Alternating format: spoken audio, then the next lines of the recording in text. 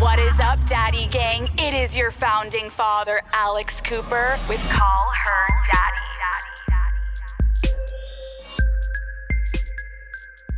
Is there anything that made you almost quit? I will say there has been a lot of times where I've almost quit. And how do you not? Like, what brings you back to not quitting?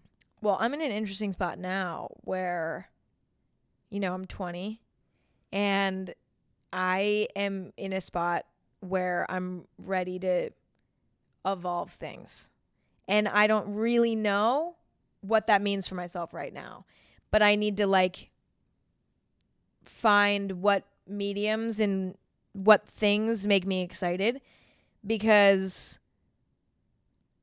I was in this hamster wheel of, creating content every single week for 4 years. And the thing that kept me coming back was the fact that that's it's like literally like a disease. Like when you start doing YouTube or you start a podcast or whatever you do, which I've been doing both now for like 2 years or so.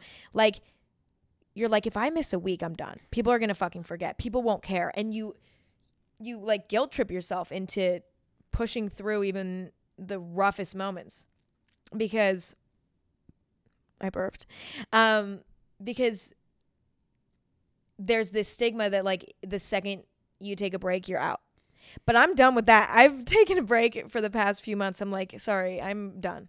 Or 2 months or so, not that long, but I was like, I'm burnt out, so I'm going to take a fucking break. Call Her Daddy is brought to you by Shopify. Daddy Gang, it is a new year, okay? It's time to get inspired. And when I think about what motivates me as an entrepreneur is the endless opportunities I have in building my company and having Unwell and having Call Her Daddy and having Trending, having all of these entities that I've slowly built, right? And I'm so proud of what I've built, but there's still so much more that I want to do. For example, my merchandise business. It's such an exciting part of my business, and it's something that I always want to focus on, but I have help when it comes to that business, which is a key element so I can still be doing all the other things in my business. And that is where Shopify comes into play. If you are a business owner, please listen up. Shopify is a commerce platform that allows you to start, grow, and manage a business just like mine. Whether it's your side hustle or a storefront, with Shopify, you can sell online and in person, locally and globally, direct or wholesale, desktop to mobile. Shopify makes it easy for you to start a business, Daddy Gang. There are tons of fun themes to choose from, and there is an easy drag and drop editor to build your store. We all know we live on our phones, and with Shopify, you can tag and sell your products globally and across all major social media platforms, making it possible to sell where your customers are, okay? I am so inspired for 2025 to continue to build my merchandise business, and that all kind of starts and stops on Shopify, right? So Daddy Gang, it's time to build your brand. Head to shopify.com/daddy to see how easy it is to start your business today. I'm burnt out, so I'm going to take a fucking break. When we talk about going through this hamster wheel process, it's so hard to explain like a tangible feeling that it is. And like I talk about it in therapy all the time. Like I started this podcast kind of like when you started YouTube, and you didn't have anything in mind of like a start or end date. It was like, I'm just going to start this. And then all of a sudden you wake up and you're like, I've been doing this for years. Yeah. And like, who am I without my podcast? Yeah. Who are you without YouTube? Who is Emma Chamberlain? And it's like, there's no light at the end of the tunnel. And it's also not like the type of thing that you can ever stop thinking about. I've been thinking about YouTube for 4 years straight. There's not been a day or an hour that has gone by where something about it has not come into my head. And whether it's like, how do I want to evolve my videos? What am I going to film next? Like, what are people going to think of that video? Was that video shit? Like, same thing with my podcast. Was this episode, did I rant too much? Yeah. Did this episode, was this episode fucking annoying? Like, was I repeating myself too much? It's like, there's no end date. There's no room for a real break. There is, but you don't want to let yourself believe that, right? And there's no room for mistakes. There's no room for mistakes. There's no room. It just feels like, your boss is humanity in a way. Like your boss is literally just like public opinion, it feels like. And that's fucking weird. And it's so out of your control because the court of public opinion evolves. It ebbs, it flows. It's not like you're reporting to one person and like being like, here's my work for the week. You just have to be constantly trying to guess what the people want. And when you're living by that, it's like, what formula are you to follow? There's no formula to follow. It's like uncharted territory. And sometimes the people don't even know what they want. So if they give you an idea, that might not actually work. Sometimes you have to predict what people want. And it's just this whole mind fuck. And listen, I'm not complaining about it because in every job, in every, profession in life, like there are elements of it that are just a nightmare. And I think just with this, it's like, everything could just go away so quickly. And I think the way that I've found peace in it is I'm like, okay, if it does, then it does. And I'll just get pregnant and have a baby. This is Emma's pregnancy announcement right now. You guys, I'm pregnant. No, like, no. It's like, goodbye. No, it Publicist said no. I have never heard someone explain it like that, where your boss is the public. Every single creator does exactly what you just said. You quickly say like, and I'm not ungrateful, and I'm not saying I'm not like so happy with what I have. That's not it. But in everyone's life, you have your struggles and you have your adversity that comes. Totally. And when you have millions of people every single day having not only an opinion on you, but sort of a hold over whether you have a career or not, right? It is a lot to fucking handle as a young adult. Well, the thing is too about it is that as humans, we're not supposed to, I mean, this is just an issue with social media in general, but you're just not supposed to be exposed to that many opinions, that many people's successes, that many people's vacations, that many people's hot takes, on like when they're, you're just like not supposed to experience that many people's lives, right? We're programmed biologically to only have to compare ourselves and listen to like a handful of people, right? I've watched a video about this. Like, I'm not a fucking scientist, but like I did watch a video about this.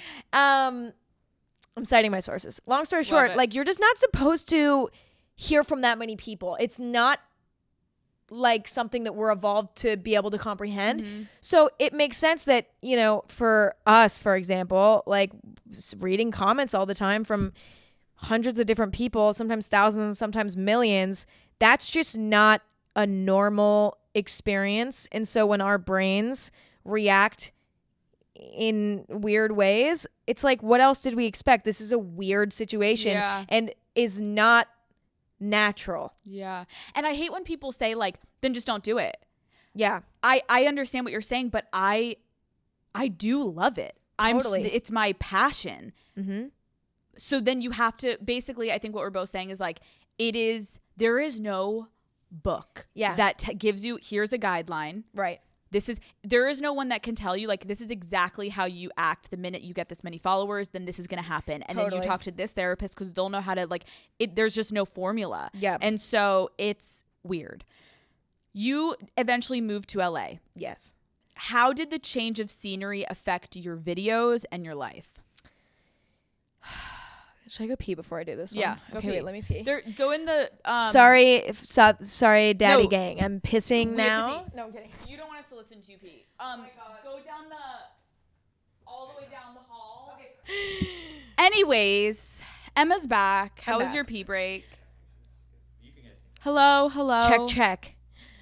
Pee break was poppin'. It was poppin'. I hope there was toilet paper in there. I don't like live We could here, literally talk for 6 hours. Oh wait, is this just like the podcast house? This is the dad pad. No way. Yeah. It's kind of nice to like not be in your own house. I used to do it from my bed all the time because where do you podcast? From my bed. Yeah.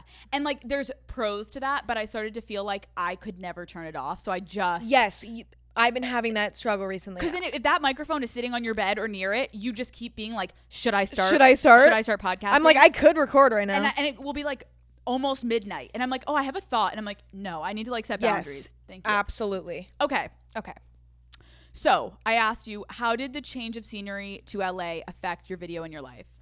Well, I think a lot of people who were following me at the time, when they found out I was moving to LA, were like, there she goes. You know what I mean? Like, there goes the girl that we fell in love with. She's about to die. You know what I mean? Like, she's not going to be here anymore. And I think to a certain extent that was a valid concern. And I think, well, okay, here was the thing.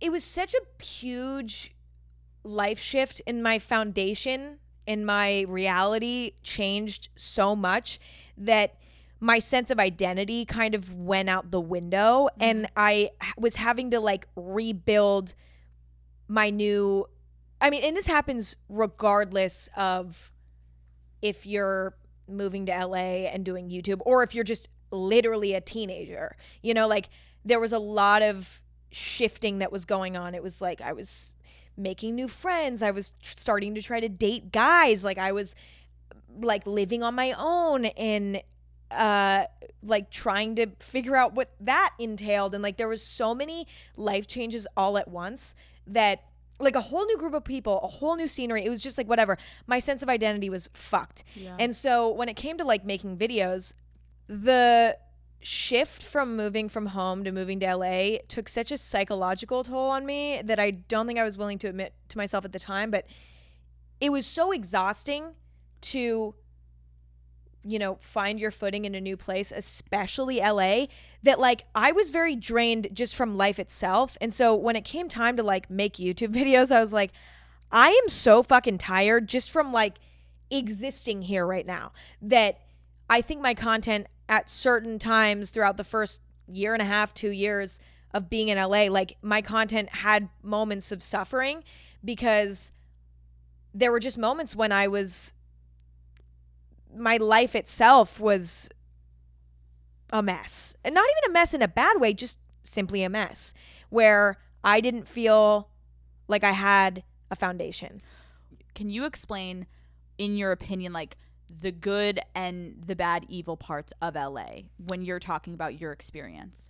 I think the good is that there are so many people here that are in a similar industry to me and to you. It's so being here is nice because there's a lot of people around that can relate, because it's a very unique situation and it's comfortable to be around people that are in the same industry as you. But well, also another good thing about LA is that, you know, there's a lot more opportunities here and it's a lot easier. Like if you have to do a shoot for something or if you have to do an interview for something, you know, everybody's in the same area. So it's just a lot more convenient to get a lot more done because everything's here. It's either here or New York. And usually it's here, actually. A lot of people from New York fly here to do stuff. And so living here is very easy to get the most done. And I can't take that away from LA. Also, LA, you know, it's like the weather's nice and like, you know, you're close to the beach. Like there's great things about LA. But I will say that there is a lot of toxic stuff about it. Number one being that you can't walk anywhere. That makes me really upset. Number two, that's like the stupidest thing to complain about, but it sucks. It is, yeah.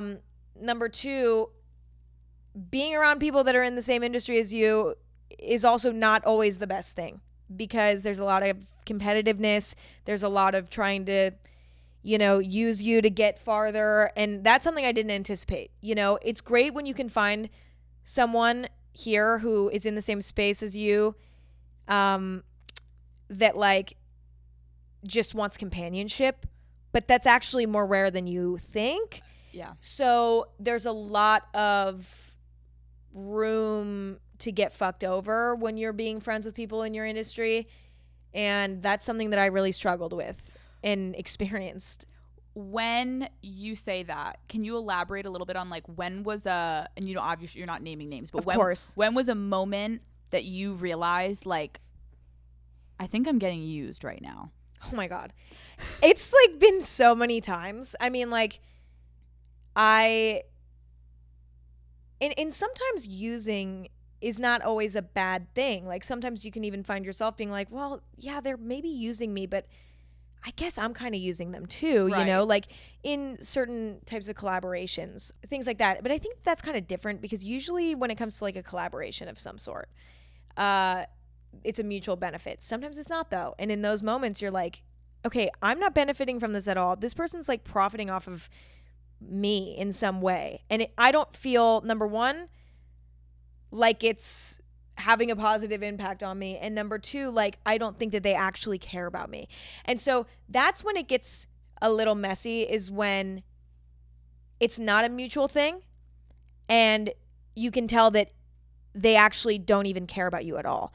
And you know, it's a part of it. Yeah. Again, like it's a part of it. And so I, in retrospect, now that I'm far away from all people or all things that could ever put me in a spot where I would be used or would feel taken advantage of in some way, like now that I'm far away from those things and I can look back at those moments when I did feel that way and I was wrapped up in those things, I forgive, because I understand that, you know, it's like we're all just trying to prove that we deserve to have dropped out of college or to have dropped out of high school or to have moved to LA. Like we're all just trying to make it happen. Right. And so if somebody thought that they could benefit from me in some way, yeah, that's not nice of them. But also I understand where their head was at and I'm able to forgive now. When you say you're able to forgive, so you've been burned by people. Call Her Daddy is brought to you by Batiste Dry Shampoo. You guys, I am always running from a meeting to a dinner to an event. And if I'm being honest, I definitely don't have time to wash my hair every day. Okay. If I'm lucky, I can maybe wash it like once a week. So I really rely on Batiste Light Dry Shampoo to get me through. This is Batiste's lightest dry shampoo. It is soft, it is subtle, and it absorbs oil without weighing my hair down. Not only does my hair look clean, but it feels clean after just a few sprays. I am also super sensitive to smell, and Batiste Light has no overpowering fragrance. Plus, it absorbs right away without leaving that like grainy white residue behind.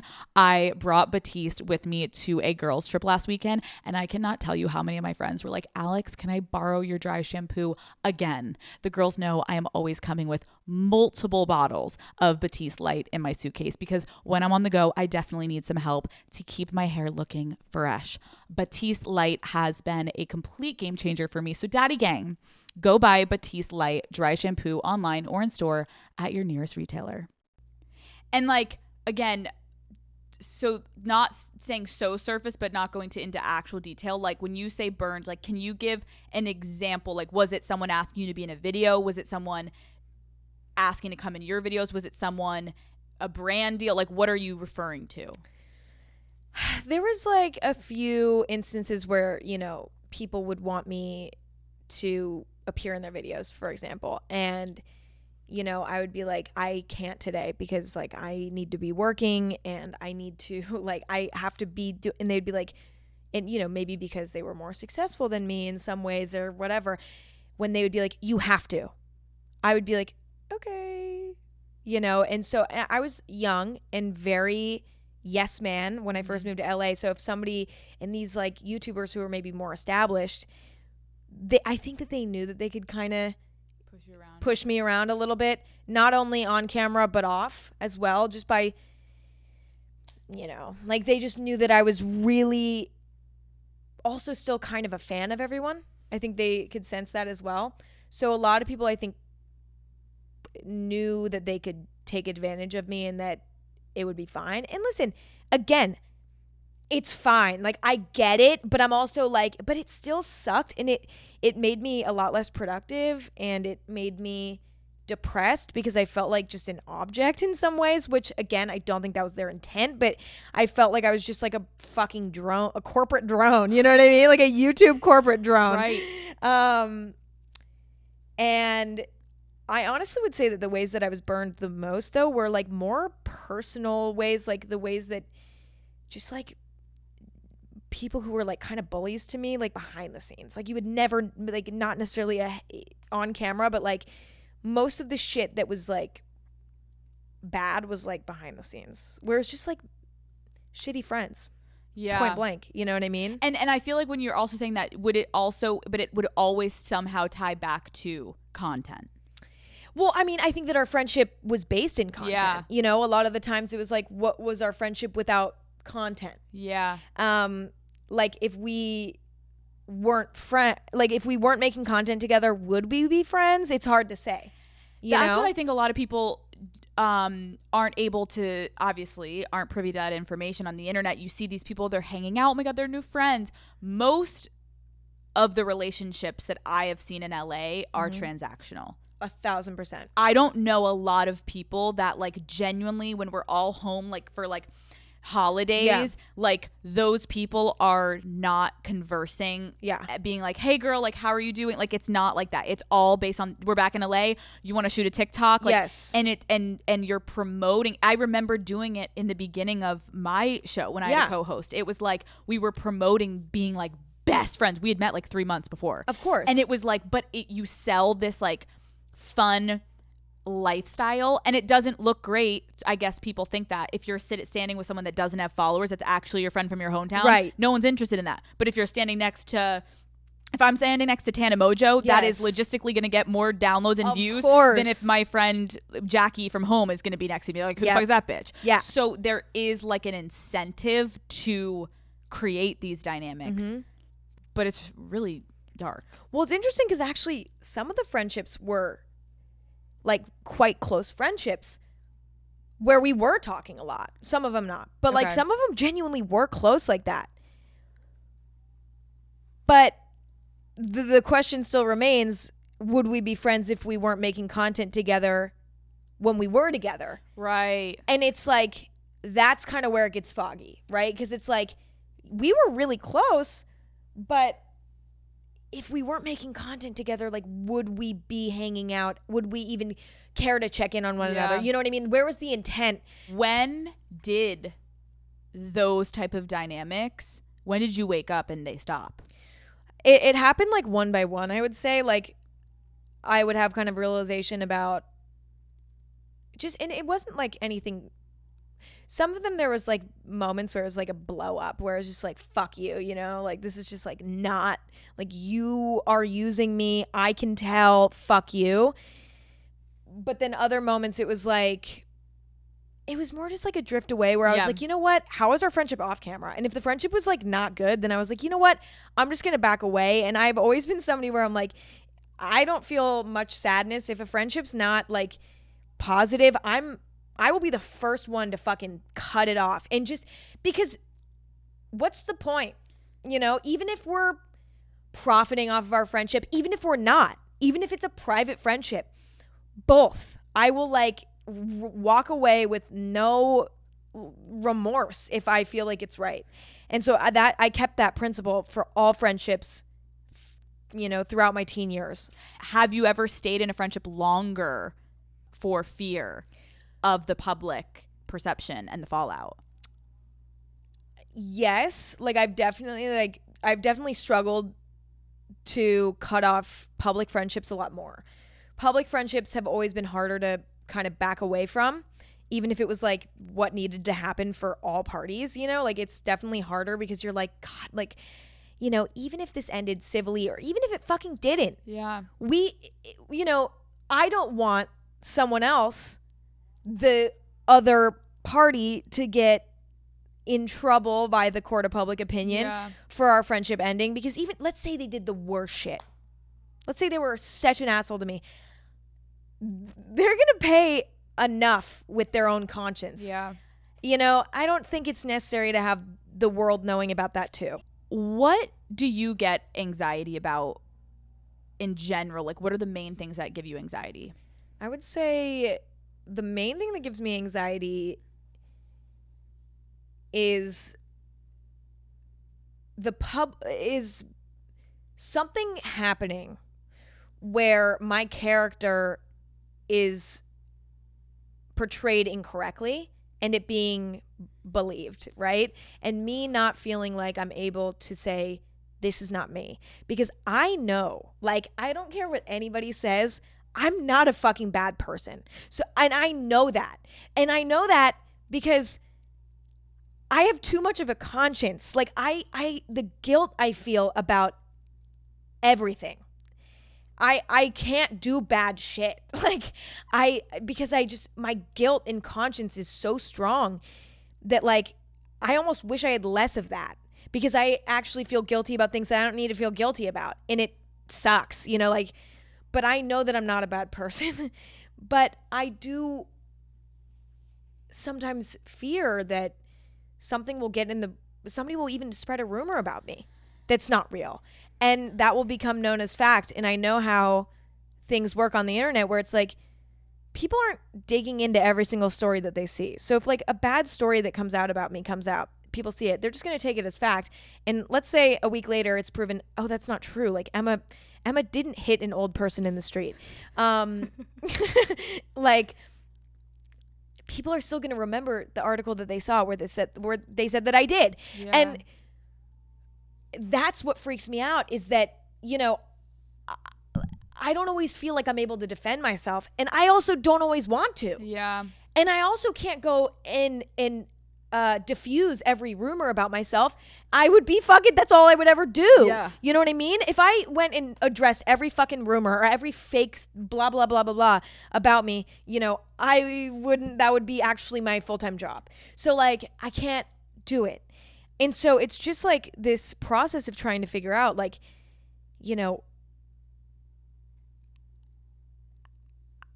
like I just feel so out of control of the public perception of me, because somebody could go and lie about me tomorrow. And you know what? The other thing is, I don't, like, let's say I did do something fucked up. Let's say I did push an old lady in the street. Let's say I was having a really bad day. Who knows?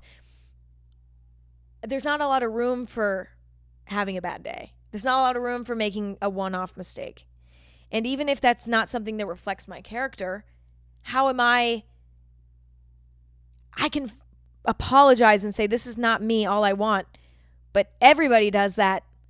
And how do people even know that I'm being honest? You know, so it's like, it kind of feels like a witch hunt in a way. And I think that in some areas, like, yeah, criticism is necessary. Absolutely. But I think that sometimes, like, people love it. And so they want to feed the drama.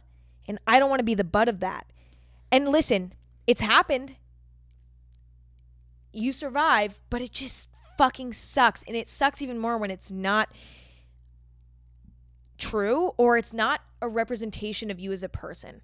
And people make blanket statements like, oh, we heard Emma did this one time. Emma is now evil all around. You know, there was like a rumor that I was a bully in high school. And I remember I was like, okay.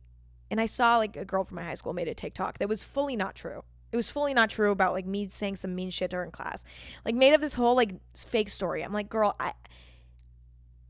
we went to all girls school. We were like nerdy. Like nobody was bullying each other in high school. Is there a chance that I excluded somebody in high school? Is there a chance that I maybe made a snarky remark to someone in high school? Fuck yes, there is. There's a great chance that I probably did that sometimes. I woke up too early. I was in a bad fucking mood. Sure.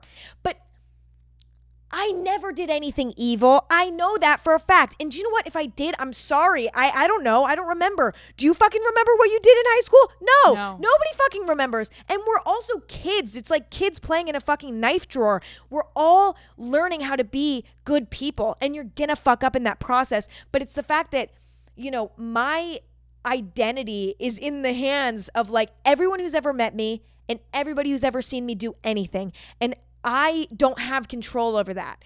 And the psychological damage is crazy. But also, I signed up for it. So yeah, here we are. You know what I mean? Most people listening to this podcast right now are the ones that you're referring to as your boss, my boss. Yeah. They're listening to this and they're going to make a decision. Yeah. Do we like Emma Chamberlain? Right. Does the Daddy Gang like Emma Chamberlain? And I'm sure it's okay if you guys don't. And I'm sure vice versa. There's going to be people that are like, why? There's people that don't like me, and they'll be like, why did Emma go on Alex's show? And it's like people are unforgiving and ruthless on the internet. And not only that, they are excited when there's drama. Yeah. Like there have been episodes where people are like, I'm going to cancel you for having that person on your show. Yeah. But does it say more about me for having them on? Why are those episodes the most downloaded though? Of course. So that's actually you guys are listening. You are the ones ingesting it. You're clicking on it. I don't know. It's a scary industry a little bit to be in right now. I agree. And I think the other thing is that there's a difference between, somebody doing something genuinely bad, right? And something genuinely bad and having an intent that's like, I actually like want to hurt people, because that happens on the internet. You see people fuck up and do things that genuinely directly harm people, and they actually had the intent of harming people, right? I never on my whole time on the internet have ever posted something with a negative intent, right? Now listen, if I do something that is perceived in a way where it's like, Emma, that's not right, and here's why, that's fine. I'm willing to like learn. I'm always open-minded, and I think constructive criticism, there's nothing wrong with it. This could have been perceived in a way that was offensive and hurtful. I totally get that. Then it's like, okay, we'll go from there, and thank you for letting me know. Let's move on. Like I didn't have that intent, but I totally understand where you're coming from. I'm so glad that you let me know. I'm so happy to do better next time and to be more aware of how this could be perceived wrong. But it's when people are like, oh no, you're done, because even though you had no idea what you were doing, and even though it was a complete 200% accident, you're still done because you made a mistake. That is such fucking uncharted territory. How are you supposed to predict? It's like, I could fucking like put on deodorant in a video, and I feel like at this point somebody's gonna be like, you're offending people that don't want to wear deodorant. Like, no, literally. You know what I mean? It's like, I understand that like you have to, if somebody does something wrong, holding them accountable is fair, and in some actually places very good. I've learned so much from being on the internet. Same. And from people being like, hey, when you talk about this like this, that's not cool. And I've been like, damn, I would have never known that otherwise. Thank you. Like, truly, like, I'm grateful for that. But it's when it's like people twisting shit just for funsies and not giving me room to be like, it just discourages me, and it just makes me want to disappear. How has your brand evolved? When I first started on the internet in general, I was just kind of copying what all the girlies were doing. I was like, okay, I'll talk about makeup and clothes and things like that. And then that wasn't really lighting my soul on fire. So then I was like, I'm going to start vlogging. And I just started vlogging. And then I vlogged for years. I mean, I was like, just like filming random shit, like whatever I thought was like funny or interesting or random at the time, I was just filming it. And so, in some like more concept based videos too, like stuff where I was like going to Children's Place and trying to pick out a cute outfit, like shit like that. And just like having fun with whatever. I kind of I was like, my baseline theme on my channel is me. So like whatever happens, I'm just like the main theme of it, which I mean, what kind of like self-centered idiot 16-year-old you have to be to think that that's gonna, Emma. I know, right? I'm like, damn. Like, it's about me? I'm like, it's about me. Okay, that's it. What's your channel about? Babe, it's about me. Tune in, bitches. Tune in. I promise you'll love it. No. But really that was it. And then I think within the past like year or so, I've been trying to kind of make my content a little bit more mature because I'm more mature, So like on my podcast, I've been talking about more serious topics, and on my YouTube, the last few videos I made were very like more just like chill and toned down and just relaxed and like not super based on like a gimmicky kind of concept, like just kind of just me existing and doing whatever and like editing the videos myself in a way that I felt was like calming and more mature to watch, I would say, because I just don't think that like I want to be making, I have to evolve the things that I'm putting out, or else they'll seem ingenuine. They have to evolve with me, or else it's like not gonna work. Call Her Daddy is brought to you by eBay. This is what you do when you have high standards and fancy all the fancy things, like a Dior saddlebag or that diamond tennis bracelet. You go to eBay. There you'll find new loves that will never disappoint, expertly authenticated, whether it's that vintage pearl necklace or brand new ruby earrings, a Prada crossbody bag, or classic watches like that Rolex Oyster or that Cartier tank. On eBay, there are no limits to your high standards. Yeah, eBay, the place for new, pre-loved vintage and rare fashion. eBay, things people love. You mentioned kind of having an identity crisis. You have an entire life to live. How do you see this public persona that you created basically as a child evolving into adulthood?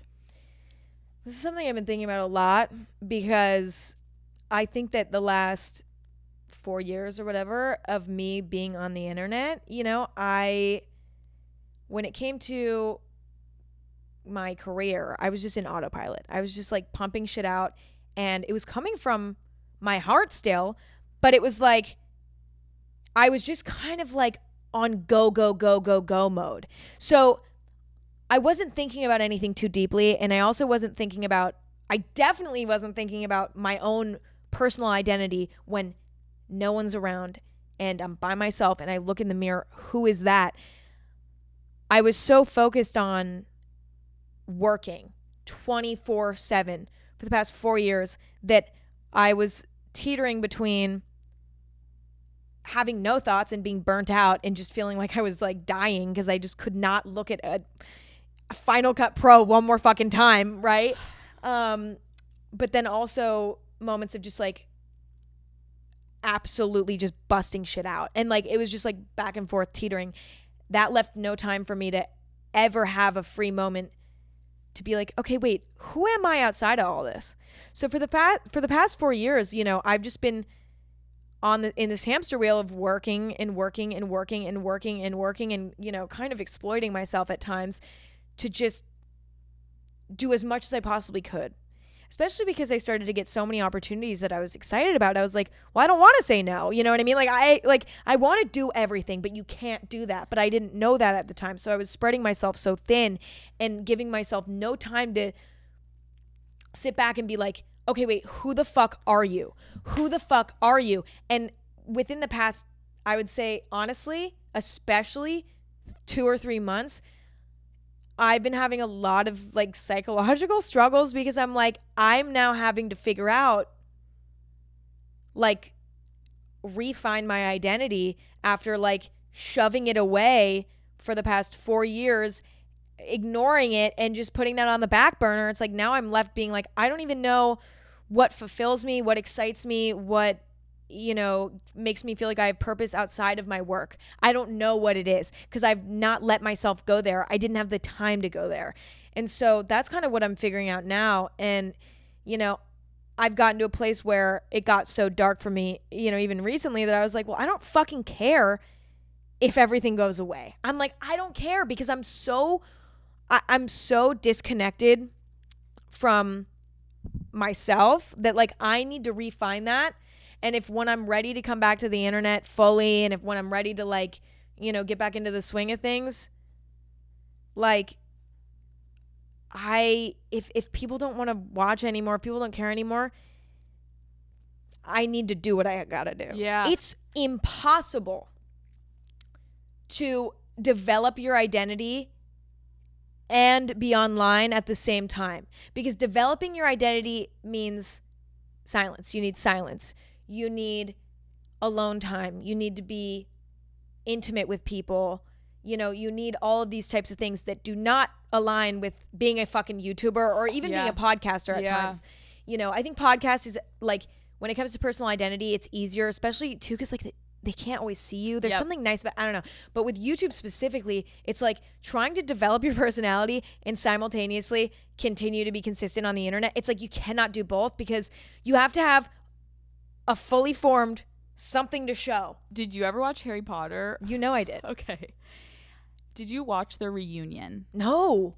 Emma, you need to watch it. I don't know if anyone listening is a Harry Potter fan, but some people may consider me like Slytherin. I'm more of like a Gryffindor Hufflepuff. You're giving me Gryffindor through and through, and I don't say that about many people. People like Slytherin, bitch. I'm like, no, I'm Hufflepuff. Like, no, I'm not. You're not Gryffindor. You're Gryffindor. Anyways, it is fascinating because Emma Watson, Daniel Radcliffe, and I think it was Ron who was like, I love how I'm calling. See, I'm even calling them by those names. Characters. Of course. They literally said, they were like, when we stopped the movies,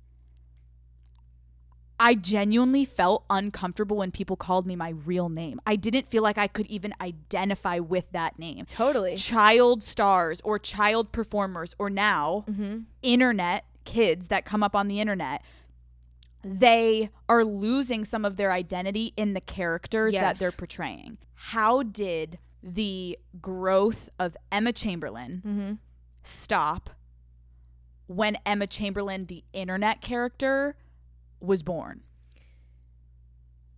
You know,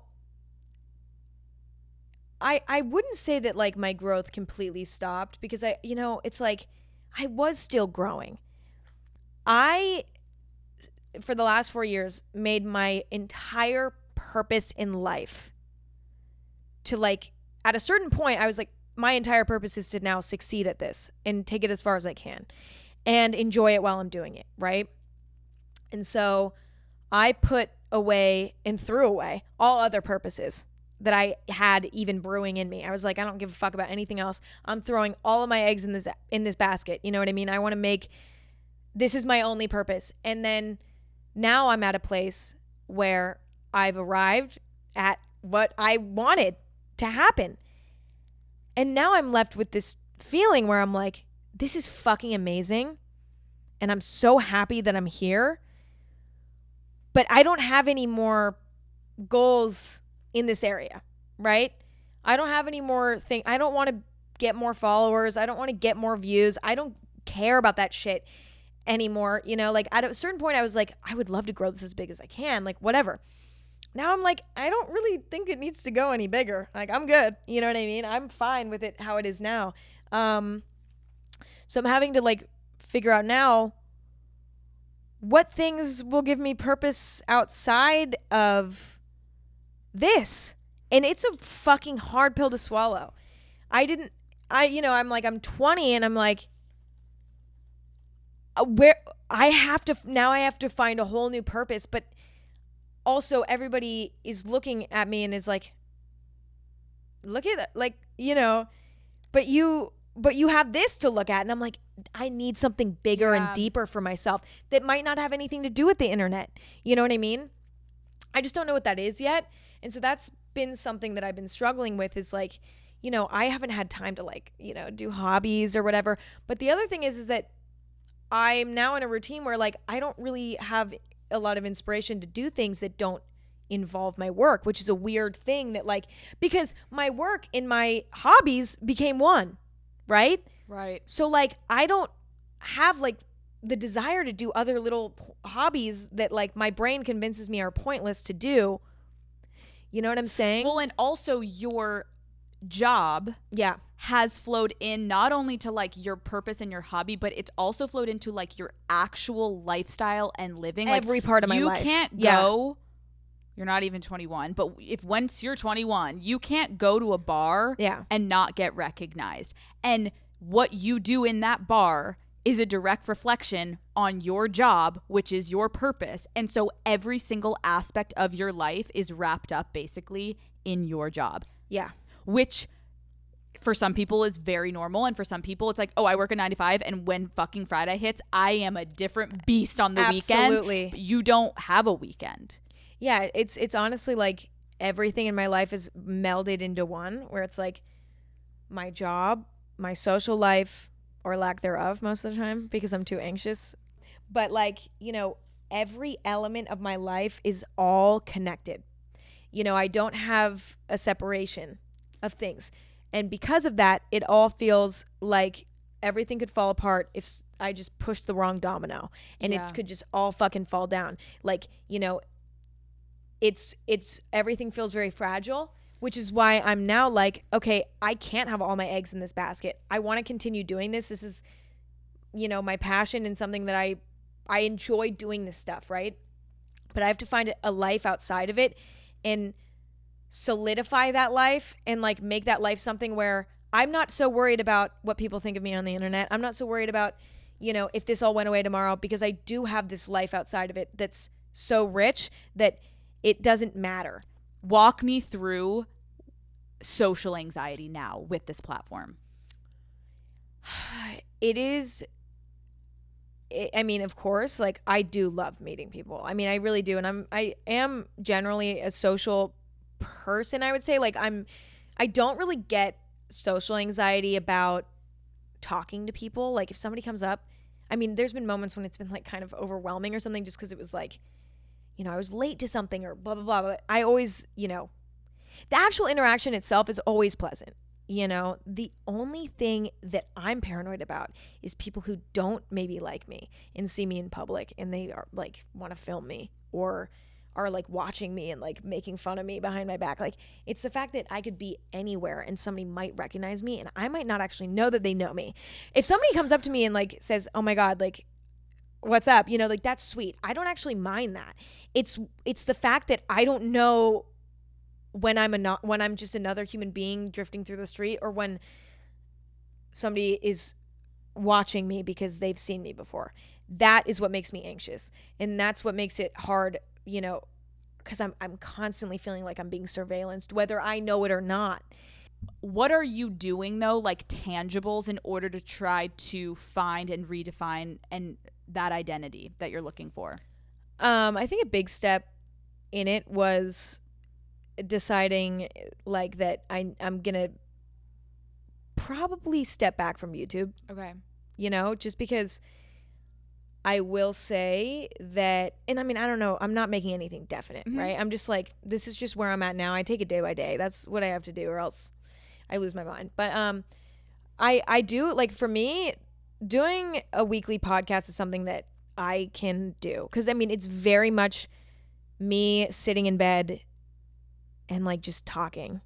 But I also think that by stepping back from YouTube, I have a lot more free time so that I can figure out, okay, maybe I want to like, you know, who knows what I want to do. Yeah. But like I might want to do something else that's creative that I can create for, you know, the world to hopefully enjoy if they decide to enjoy it. Like it gives me room to explore, number one, like what I could do next in my career, but also it gives me more time to like develop friendships properly. Cause I also, you know, don't like to have people in my videos or on my podcast or anything. Cause it gives me too much anxiety and I like it just to be me. And so, you know, it caused me to push a lot of people away because I couldn't combine work and play, you know, I had to keep those very separate. And so because of that, it was like, I didn't hang out with people very often. So I'm taking this time to just like have as much free time as possible and just let myself get really bored and like see what I do to entertain myself. I also hear when you're saying you're going to give yourself that freedom to find things you like, but then don't grab the camera and film it for content. Like, no, it's yours. Let it be yours. Yeah. Let a hobby be yours. And don't be like, oh, this would make a good vlog. Yes. Like you there's got to be a line for yourself of like, no, because then you're working.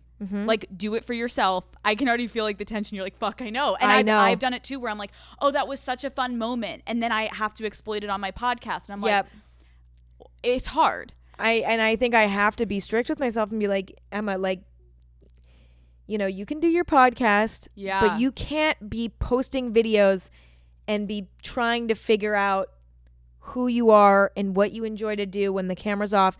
If the camera's still fucking on every week, you just can't figure it out. So, you know, I don't know, like, what's, like, I'm constantly, like, changing my, like, I'm like, oh, now I'm doing this. Oh, wait, now I'm doing this. Like, I'm all over the place, right? Dude, you're 20, as you should be. Right. So it's like, but I just don't think, I also don't know if, I feel like there might be something else out there that might excite me career-wise and might light my soul on fire, you know, like there's something out there that I might be missing. Yeah. And so I want to have a little bit of time to explore that and see like what I want to do next that's going to be exciting to me.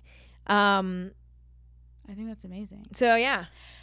In terms of growing up basically on the internet, you have presented a very like PC brand and no sex, no, like, we don't even know, like, has Emma Chamberlain ever had sex? Has she ever kissed a boy? Has she ever like, we don't know. Like, how has people's fascination with your sexuality affected your sexuality. Yeah. It's really interesting because I struggled with my sexual identity growing up as well, because as I mentioned earlier, like I was just a late bloomer, and I just also wasn't like an ultra feminine girl, and I've never been like a super stereotypically feminine woman, but yet like I am a straight woman, like that's what I am. But like no one ever, like I've always gotten like shit for that, you know, and people have, growing up too, you know, like people being like, that's not true. And I'm like, you guys, like, why? And I mean, listen, like I don't ever want to complain. Like sexuality is such a tough and like intimate and emotion filled subject that like I don't want to complain about people like, you know, questioning my sexuality, because I know it can be so much worse and so much more complex. So I don't want to sound like I'm complaining, but at the time I was like, you know, people, like I remember my ex-boyfriend was like, we were dating, and like one of his friends like was like, dude, like she doesn't actually like you, like I don't think she actually likes you, like I think she likes girls, like I don't think she likes you. And then he came to me and told me that, and I was like, why the fuck would you say that? Like just why the fuck would you say that? Like why are you assuming that, like, because that's not true, and if it was true, so fucking be it. Right. But like why is this like, why are people speculating? Like I'm dating it, like why do you think he thought that? So he actually told my ex-boyfriend why he thought this, and it was because I didn't wear makeup and I wore sweatpants a lot. So all of a sudden now I'm like not allowed to like boys. I was like, right. Holy fuck. I mean, seriously, like just stupid. And I mean, I've always thought like, I mean, I get it. We're humans. Like we're curious about other humans. And so I don't think it's like, I don't think there's anything wrong within the privacy of your own mind to look at somebody else and be like, I wonder this or that about their sexuality. If you do that within the safety of your own mind, totally fine. Sure.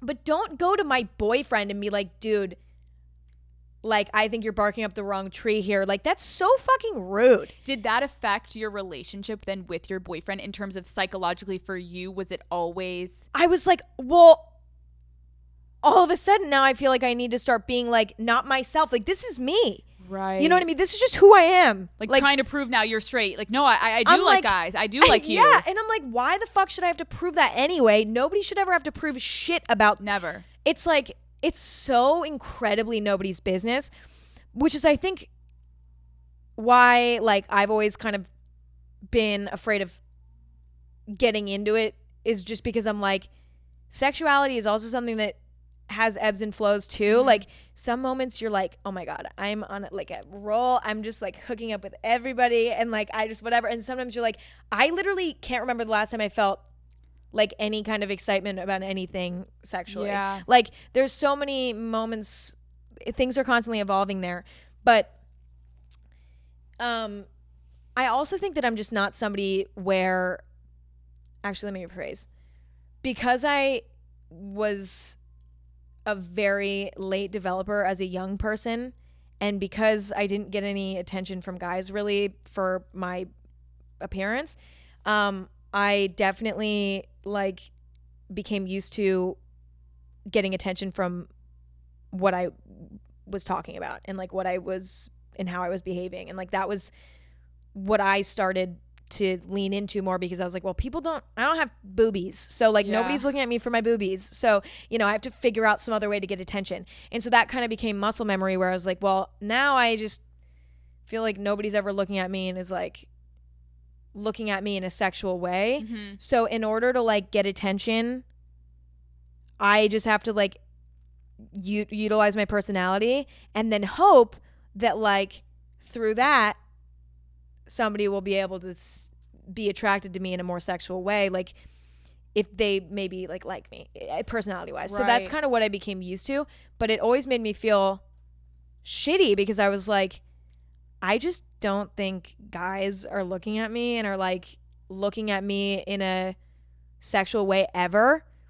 And that fucked with me because I was like, but but why? Like, you know what I mean? I was like, this sucks. And even now that I'm older and like my boob has grown like maybe like this much, like a tiny bit. Like a tiny little tiny bit. But now that I'm older, you know, it's like, even though like that's not really as much of an issue anymore, it's still, there's a little trauma there, you know, where in the back of my head, I'm like, number one, I remember people always not believing that I was somebody who preferred dating men, which like fucked with me. But then also like I like have memories of like just guys not being attracted to me physically. And then on top of that, like I'm also just not a super outwardly sexual person. Like I never present myself in a very outwardly sexual way. I'm just not comfortable doing that. And there's nothing wrong with doing that. It's never felt right to me. And I've always felt like, well, because I'm not an outwardly sexual person, like, does that make me less attractive too in some ways? You know what I mean? So, but like, it's so interesting though, because the perception of me is so interesting for me to like watch. Like people are like, I've seen comments that are just like, there's just no way like Emma's ever had sex. And I get it. But then that fucks with me because I'm like, I get why they think that. So it like creeps me out. You know what I mean? I will admit I'm a tomboy and I have been my whole life. And same. so my brand is weird because I was so over sexualizing myself. Totally. That I felt imposter syndrome sometimes where I'm like, that's not actually the full truth. Like I'm not incredible in bed every night. That's the truth. Some days I'm really tired. And like, and so for me, it was like weird to acknowledge that. But for you, do you ever find yourself like pushing yourself to try to be more feminine so that you feel something? Like, does that make sense? 1,000%. I mean, my like experiences throughout my life, actually, I haven't had like a lot of one-off experiences. Like I've mainly just been in relationships, which I think was good and bad. You know what I mean? Well, I think, okay. I would say when it came to like any experience I've ever had in my life where it's been like a sort of one-time thing, which hasn't actually happened a lot, but every time that it has, I feel like I've been able to kind of play a game where maybe I'm being a little bit more feminine because it's like, it's just fun. Like, it's just fun. It's like, I can just like be whatever the fuck I want right now. And it's like a fake confidence you give yourself. By acting it out, you're like, I can be this way. But I am. You can't do that in a relationship. No. Because the colors come out far too quick. So like, I've never really been able to like play that game in a relationship. I definitely have done that in the few times that I've like, again, like, so it's happened, but never in relationships.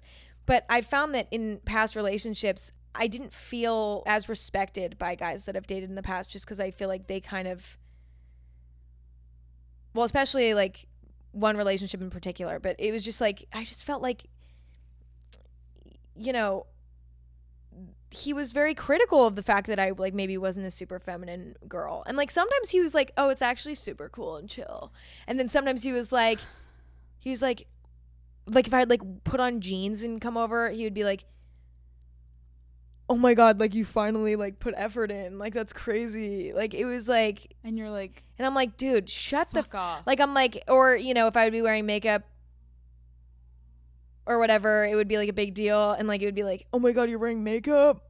Like, whoa, you know what I mean? Or like, you should wear heels tonight. And I'm like, what the fuck are you talking about? Like, I'm like, no, like, I felt like I wasn't enough. Yeah. In like the areas that I was feminine weren't enough. So I felt like, you know, there was an effort to like make me more feminine to fit what they wanted. Which is like, again, it's like we were fucking kids. All my relationships happen, you know, at such young ages that it's like, of course there's going to be shit like that. Yeah. But I would say I'm fully comfortable now in like what areas I'm more feminine and what areas I'm more masculine, because I simply just getting into a relationship where my masculine and feminine traits are appreciated, but also like, you know, dating somebody who like just doesn't care about that shit and is just like enjoys people for like being a person like that. It's like, and less about like, and also it's like kind of similar to me in the sense where like maybe not the super traditional, super masculine, super feminine, like that's not playing any roles in our relationship. Yeah. You know? So, and that's what it is like anyone listening, like sometimes it just takes finding the right partner that you don't need to change yourself. No. You just need to find someone that like aligns with making you feel like you can be 100% authentically yourself around them. And when you do that, it's a beautiful place to be in. It really is. Call Her Daddy is brought to you by T-Mobile. When it's time for a big, juicy gossip session with one of my friends, I need a reliable way to get all the tea. And by tea, I mean T-Mobile, okay? Having more 5G coverage means getting 5G signal more often. And as someone who is constantly on the go, it is so nice to have a reliable network that I can count on. Being a T-Mobile customer also means that I have access to a ton of perks like concert tickets, skipping lines at events, and free in-flight Wi-Fi so I can keep posting from the sky. That free in-flight Wi-Fi has been key lately because we're trying to find my best friend Lauren a man on every flight we take, and I have to keep the Daddy Gang updated live with our progress. T-Mobile also has VIP Club Magenta lounges that offer free drinks for T-Mobile customers, and you guys know I can't say no to a free dirty martini. So, Daddy Gang, kick your old carrier to the curb. It is time to block their number. Then go and hit up T-Mobile when you're ready to really be taken care of. Check out the VIP treatment at tmobile.com/benefits. So, this is Call Her Daddy. Yes, I have had sex, Alex. Can you tell me when you lost your virginity or no? Yeah. Okay. I've never talked about this on the internet. This is so fun. Well, this is Call Her Daddy and I'll get roasted if I don't ask. I also like in my personal life, I talk about sex all the time. Yeah. That's why it's so fucking weird for me that I never talk about it. Like, I'm not like, I talk about it all the time. So it's like not and you're not saying in your show, you just mean in real life. Yeah, like in real life, I am like, I talk about it all the time. Dude, so when it's we weird had that I Zoomed don't. that time, you were talking about it with me. Yeah. I'm not saying like even just sex. She's not like Emma's not like a nympho. Like I have so much sex, you guys. Right. But like I was surprised. I remember on that Zoom how naturally you discussed just like, oh yeah, like I loved that. Like I've listened to your show and I was like, oh shit, I had no fucking idea. Your brand is very specific and it's not that you're avoiding it. It's just, it's not talked about. Well, that's the thing. It's like if something's not talked about, then how are you supposed to like know where someone stands on a topic? And it's interesting because I just like, it's so bizarre to like talk about it, but it's also kind of fun. Okay, because I feel like I'm old enough now. Like I'm finally old enough where I get to talk about it. It was like the Disney Channel effect. It was like when Miley Cyrus was like, I have to go to such extreme and go like dance on a pole because like everyone sees me as a baby and I need them to not see me as that. Meanwhile, she was like probably like fucking smoking weed on set of Yes, Hannah Montana. yes. Like you know what I'm saying? Yeah. Like there's so many things that like the perceptions can pigeonhole you and then it does affect your identity. And so I can feel you being like, hey guys, like I'm 20. Yeah. I can say I've had sex before. Yeah. That's okay. Yeah. Even though your publicist may be like, don't say that. I don't think, but also like yeah. Okay, so. Oh, yeah. Oh. I was 17. Great age. It was actually a really not bad experience. Like it was with a guy that I was like seeing at the time that I was pretty comfortable with. And I mean, he was definitely like, you know, he had had sex lots of times and I obviously hadn't, but he was like great. He like really like, I don't know. It was just like, it was one of the most jarring experiences for me though in my entire life because it was one of those things where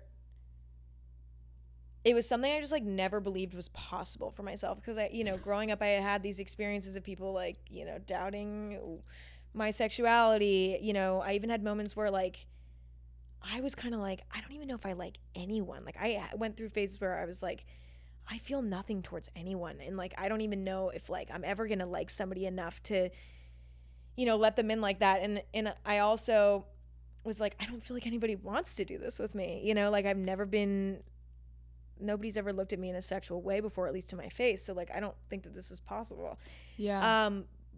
And so when it was happening, I was like, oh, I was like, this is just like, feels like everything's like shifting in my life, you know? Cause I was like, damn, this is like a new chapter. And I had weirdly like imposter syndrome with it. Right. Cause I was like, I don't feel like, I'm like, are you sure that you want to do this? I'm like, nobody's ever wanted to do this, so I don't know why you want to do this. And also, I had a huge crush on this guy at the time, so like, you know, it was even more crazy for me. And in retrospect, I can look back and be like, no, like, I was being hard on myself, and I didn't need to be like that. But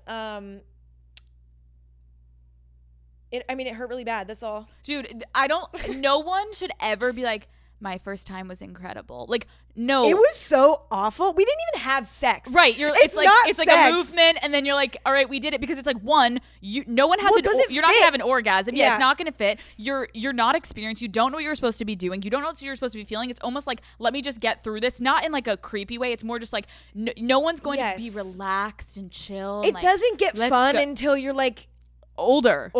Yes. And even like then, like, there's always more to learn. Always. And really, I think the weird thing is like, as I've learned through my show, is like, it really starts with yourself. And a lot of people don't feel comfortable starting sexually with themselves until you get a little bit older. Right. Because there's like a lot of weird shame. And especially if you haven't felt this like feminine sexual energy, you're so in your head that to even like be by yourself and masturbating, you're already thinking outside of your body about how you're totally, I'm not sexual, this is weird, what am I, and you get in your head. Well, you also are like, it's so true. I mean, I've had moments like on a personal level, but also like with other people, like when I'm, you know, like where I've just been, I've gotten into my head and been like almost embarrassed, where I'm like, bitch, you are not, stop being like, like stop faking it, like you're on top and you're like, this doesn't feel genuine. I'm like, this is not, it feels like out of character. Yes. And it doesn't feel like it aligns with me, and like, and you want to do it. I hate going on top.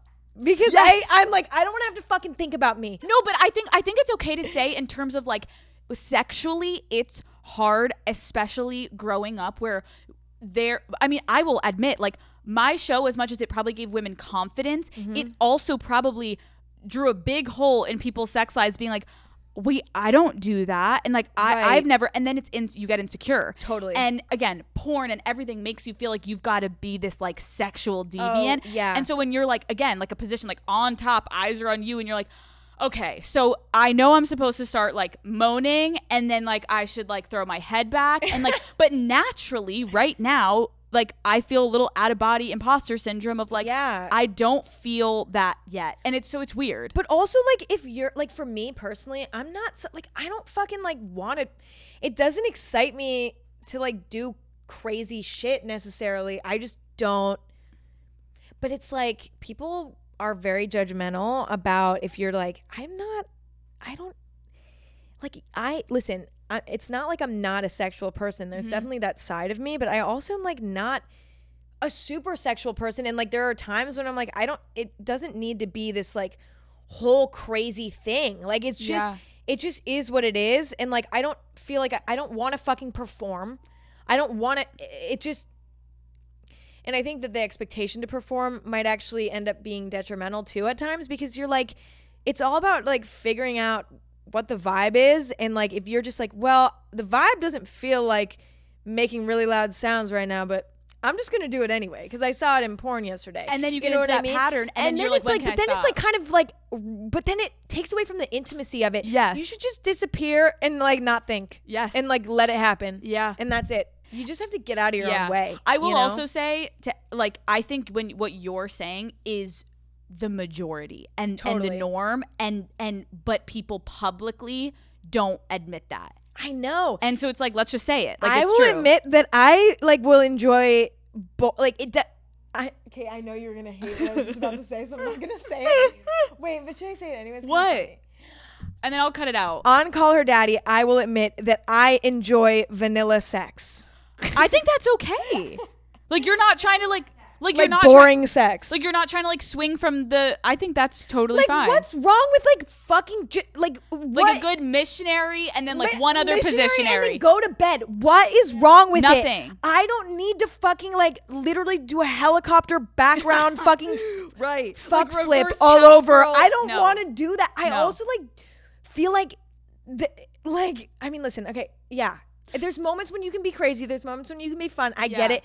That's like once in a blue moon. In reality, it doesn't need to be like that. And I think it's also like I'm thinking about like the sex I was having at 20. Like I'm excited for you because it's like at 20 I was faking things and I was performing and I knew like it was all a game to me because I was like, if I do this then he'll be obsessed with me and then blah blah blah, and it was all right. It kind of all corresponded to like a bigger goal of mine, not just like the immediate bedroom. But I do think as you get older and again as you get to know yourself sexually, you begin to like actually find things that you know you like, and then it's not even about vanilla sex. It's like what works for you can start to implement in the bedroom. And it's not like you're faking it, but you have to actually find those things by yourself. Okay, let's move on.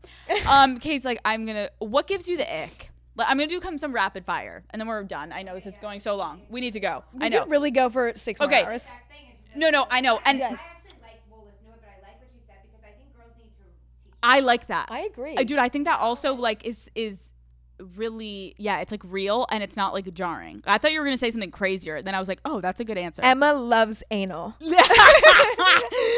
kidding. That's the promo of it. Okay, I'm going to go rapid fire and then we're done. I'm ready. What gives you the ick? With guys or in general? Oh, both. Okay, with guys, I get the ick when just like any kind of like cockiness and bragging and like trying to like signal that they're like successful. To me, this is not rapid fire with me. Nothing will ever be rapid fire with me. I'm so sorry. It's okay. Being cocky, and honestly when people like just have bad taste in like clothing and fashion. I feel not that I know what I'm around doing. Emma right now. Stop. With my outfit. I'm like, I'm not saying like there's like a certain like, but they're like braggy about it. So like got it. Being being cocky about like having bad taste. That's really icky to me. It makes me have the ick every time. Is that you? That's not you. You're always hot. You always Kate. look like good. You're not allowed so to play anyone this wondering game. who we're talking to, it's our mutual publicist on the right side who's been crying this entire and who's interview. also so gorgeous. So gorgeous. And dresses so perfect. like the hottest. She's a full sweat outfit on with heels. Like but nobody's it's not what you cooler would than think. her. Yeah, they're like flared sweatpants. No, she genuinely is slaying, and nobody can tell me Anyways, okay. Have you ever been cheated on? You know, But, Emma, you're like, it can never be short. It's it like, can yes never or be no. short. Not technically, but like I've been in situations where it was maybe not right for people to be going out, and they did. Fair. You know? Have you ever cheated on someone? No. What is the longest relationship you've ever been in? A year and like 10 months. Is that the one you're in right now? I will not say. Okay, fine. Better question after that. Do you own a vibrator? Yes. I have one downstairs. It's in a box. I got one when I was like 17. That's amazing. I know. Who told you to get it? You just got it yourself? It was somebody I was talking to at the time. Okay. What is the most hurtful thing someone has done to you in a relationship? I would say like just like not be supportive of like things that I was doing, like simple things, like work stuff, what I decided to order on a menu, like just like being in a relationship where somebody was constantly disapproving of every little thing I was doing and like being genuinely mean about it. Good answer. How is the relationship you're in now different from previous experiences with partners? It's, I mean, everything about it.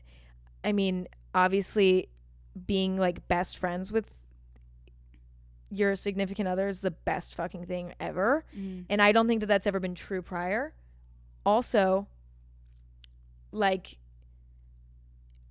just the most like incredible. I can't even, it's just like, it's almost like when you're in a good relationship, it's like you found somebody that's like a missing piece. Yeah. And like they just have all the things that you wish you had, and you learn from them and they learn from you, and they treat you with respect, and there's a mutual respect, and it's like all these things, and it's like also your best friend, and then it all comes together and you're like, I don't have any complaints, and I don't know how that's possible, you know? Could you share, what do you argue about in this relationship? Not a lot. We don't argue. Can I ask you how you guys met? Through the internet. Why do you think fans have become so invested with gaining access and insight into your dating life? I think that, like, even for me, like, as a consumer of the internet, like, things are interesting when there's mystery around them. And because I don't ever confirm or deny anything, that's why I think it's so interesting. It's almost like if I were to share it, it would become possibly less interesting. But the problem is that I want to protect the people that I'm dating, or the people that I'm like even just lightly talking to, or the people that I'm hooking up with, like whoever it is at whatever given moment, like even at whatever stage it's at. I want to give them complete privacy, and I don't want my life to like affect them.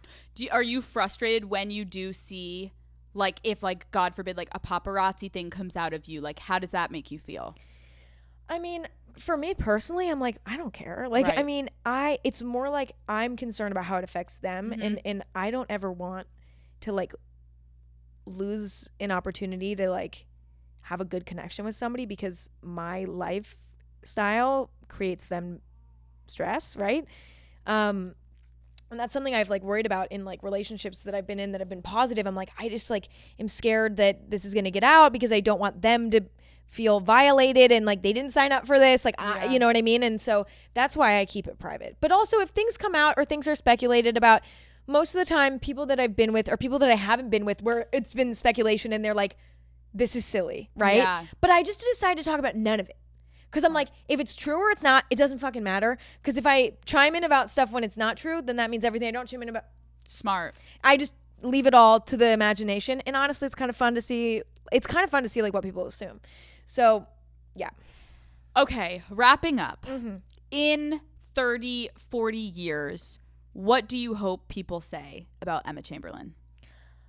I would hope that people would say that in one way or another, like something that I said, something that I shared made them feel inspired or made them feel comforted in some way. Like that's my main goal, is I want people to feel comfortable and heard by listening to me, but also kind of like safe in a way too.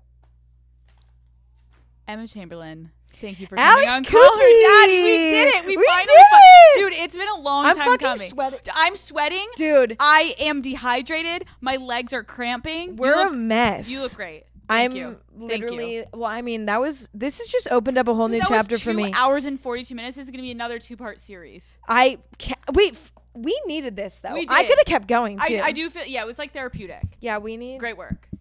Thank you, Alex. Thank you for having me. That was That was so